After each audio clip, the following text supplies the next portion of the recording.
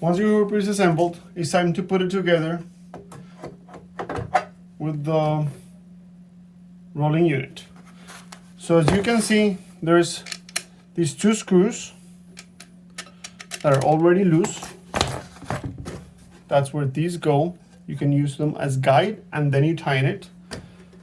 But another important thing are these little side wings. So to get to these, just loosen the top 4 screws with a Phillips screwdriver, like so.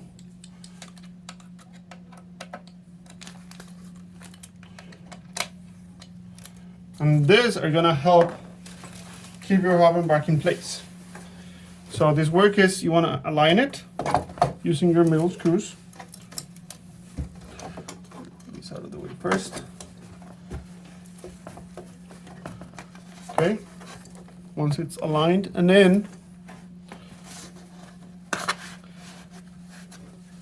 this last butterfly is on the last spot. Just make sure the screw stays in there. You want to take the butterfly nut out, put the bracket in so it holds it in place.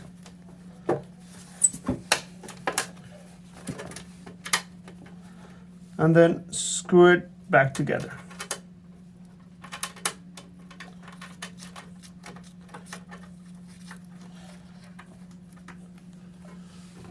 You do that with all 4 sides.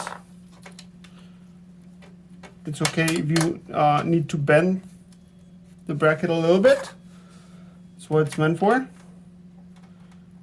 Just make sure you don't completely bend it or break it. Repeat that for the 4. Once that's done, it's gonna be secured. You can tighten these inside screws. As you can see here from the outside, it's once again a Phillips screwdriver. You can hold it in from the inside and just lightly tighten it with your screwdriver. Or leave it as is. Make sure it's in the middle, it's guided, and it's got all these 4 attached. That's very important. That's gonna help you keep it straight.